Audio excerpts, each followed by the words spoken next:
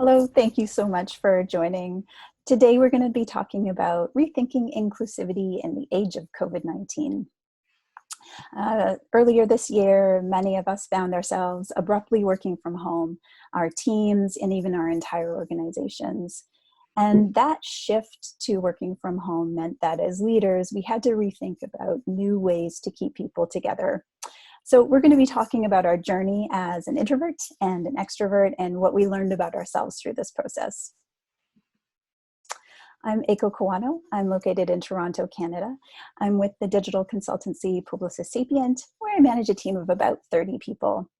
And I would say on the scale of introvert to extrovert, while I do tend to move up and down that scale depending on the day, I'm mostly an introvert.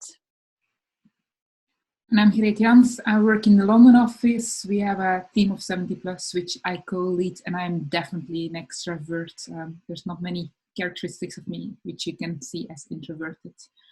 So what we found interesting about this topic is like we had to work remote. We started to get to know each other, and like we have like in shared aspects of our leadership style, but like personalities are very different. So we wanted to see what effect that has on our leadership style, what effect that has on our teams, and what we could learn from this. And you started seeing all those articles in the beginning of lockdown. It was really a trending topic of like introverts started to enjoy this, they come to life, extroverts are doing this, that. So we thought like, great, how does that play a role in the workplace? But we soon realized that all the topics and the things that we had put in place when we started on this topic clearly were wrong, and that many of the assumptions we made didn't play out. So we're gonna dive deeper into that. But let's first go a few months back. It feels like a long time ago now, where like COVID happened and we were all remote, and it was just fun. Like, and I don't think you can speak to any person who didn't like it. Like whether it was a work event or a social event, cameras were on, we got a view of each other's houses and those things. But like in sharing fun, energy, all great, and we thought this is going to become easy. Till reality kicked in, and like it was just harder to get people engaged, to get even ourselves engaged. So we had to adapt what normally works, and we had to look at initiatives that we normally have and like look if they can translate, and if they even can translate in the frequency that they happen from a normal world to a virtual world. There were other initiatives that we had to drop or adapt. There's things like yoga that you can easily like bring over a Zoom, but then there's other things that just don't work, or there's new things popping up, because who would have expected that we are going to have like cooking classes and those things between teams. And I do want to point out, like next to the funny backgrounds and those things, that like some people took it really to the next extreme and like invited a goat for charity to their social kind of morning breakfast. So some people like really went rogue in a nice way, but the struggle was real. It wasn't always a struggle, but like there was a moment in time when we were like about 1 or 2 months in, depending on the team and the people, where you started seeing a lot more black screens, and where like people started presenting, and then often you only saw the presenter or 2-3 people of the team having their camera on, and the rest were like in black boxes with initials or pictures. You even sometimes had presenters struggling and not even showing their face anymore. And you had a lot more of this oh, is anybody still here, or question like hearing people doubt themselves, putting question marks in their questions because they couldn't see people's face anymore and they couldn't rely on the visual cues. So for me personally, I definitely was on the struggling end, and I realized this fairly soon. if it was related to something that had to do with a work or a one-on-one chat, I could still put myself, like I could bring myself there to put my video on, and because it just felt like the polite thing to do. But on social events, either the video wasn't done, often also because my 3-year-old was there, and like, you know, I was semi-embarrassed that she was always there around, because at the end you have this mindset of is this really professional, even though many people struggled with it. But then also it was actually a drag after a long day of meetings to just add those social events. So I asked a lot more of the people in my teams or people I manage to pick those up and check in on those social things, because I couldn't bring myself up to it. And it's interesting because I'm an extrovert, so I was supposed to get all energetic out of those things, but it really was doing the exact opposite for me. And for me, it was really hard to see that what had worked so well in the beginning wasn't really working anymore for everyone on the team. And it became harder and harder to take care of people. And it became harder and harder to take care of myself. I had days and even weeks where I just felt completely exhausted. And a lot of that was the emotional load of realizing that I'm not quite doing what's working, but I don't know what else to do. So we decided that a way to dig in a little bit and understand a bit better about what was going on was to ask people. So we ran a survey. We asked our people what they needed, what they wanted, by surveying both team members and managers. We wanted to know sort of where they fell on that range of introversion to extroversion, just to see if any patterns would emerge. We also asked about people's days and weeks, how many meetings they had, their managerial styles if they were managers.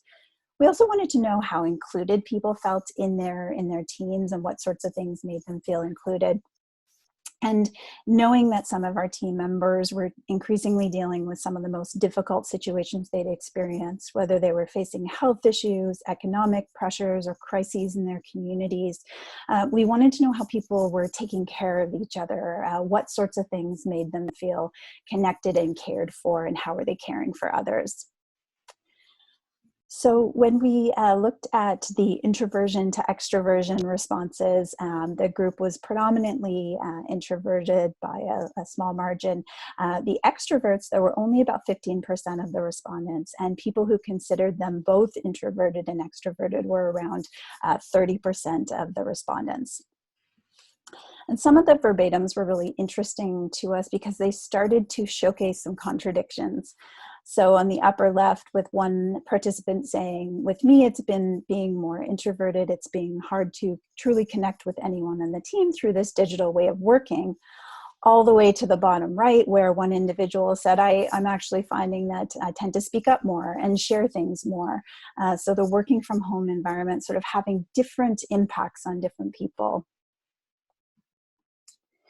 And then from an extroverted or extrovert perspective, some folks, not surprisingly, felt that not being in person was taking a toll on them. So I feel the lack of human interaction is one of the most difficult parts of working from home. But interestingly, also heard from some extroverts who were feeling like their extroversion was changing. So this individual said, I became less outspoken, more introverted than ever. So it's interesting to watch the changing situation, putting pressures on people in different ways. And what was sort of most surprising to us was that some of the activities that people enjoyed the most were also the same as activities that people enjoyed the least.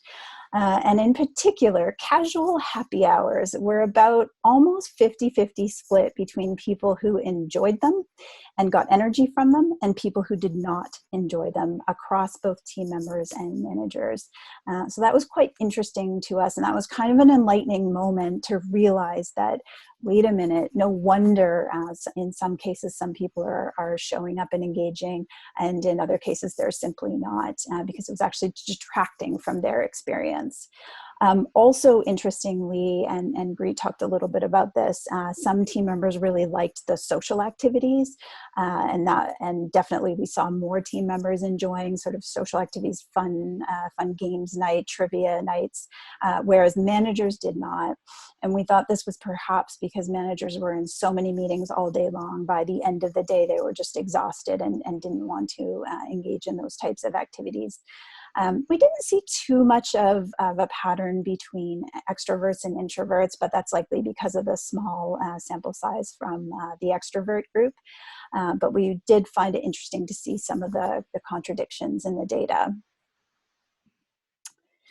And so out of all this, what did we learn from this process, both about our teams and about ourselves? So I learned that I'm a non-verbal communicator, and much of the warmth and caring I share is done in person. I'm a big eye contact person. I like to look at someone across an office and wave and sort of communicate to them, hey, I see you and you matter to me. It's very, very difficult to demonstrate that type of interaction or replicate that type of interaction online.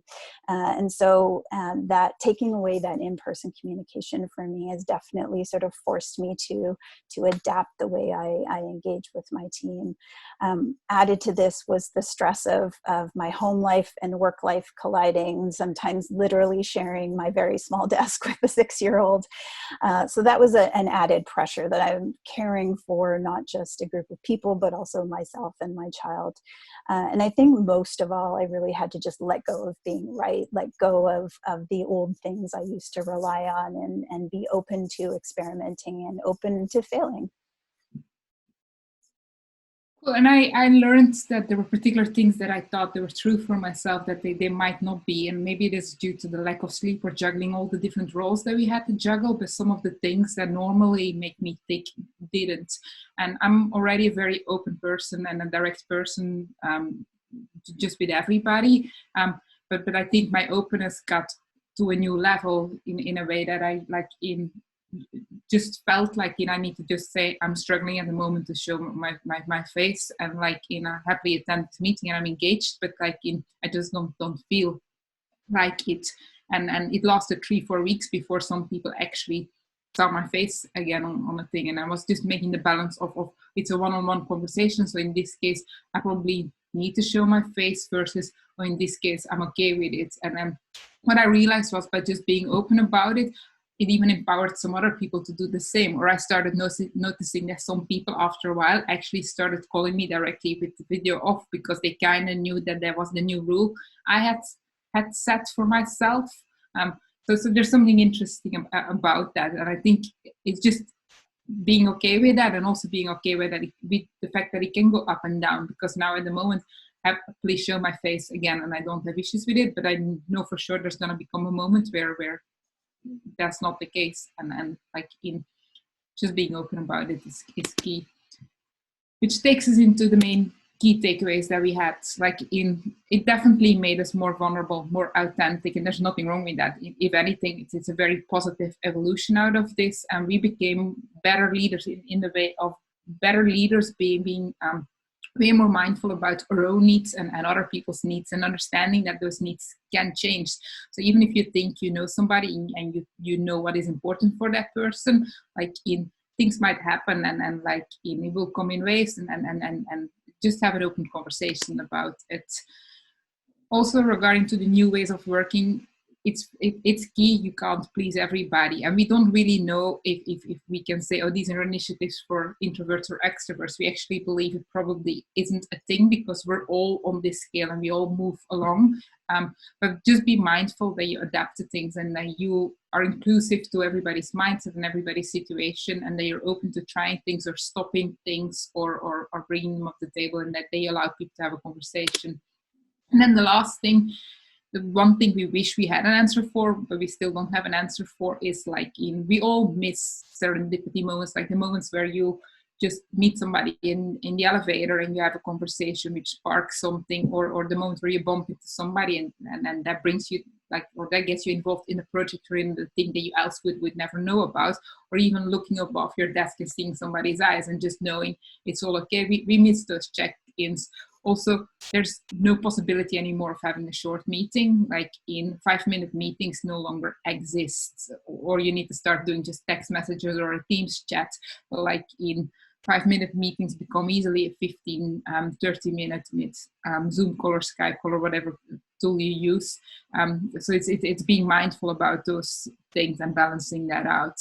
We're going to keep working on finding those near-term solutions, because the world as we know it is going to adapt again. Like we're going to still work from home, or we're going to start going to the office, but like we will have a combo of those things. We're going to work from anywhere, and that's the new reality, and we might never have the whole team together, so we're going to have to just be mindful of that and keep adapting. Which brings us to the end of it. We are going to stay in conversation between the two of us. We're going to openly share what we keep trying out and what works for us or what doesn't work. Feel free to reach out to us to give you your tips and tricks, because we can learn from it, and like we can just keep the conversation going. Thank you so much.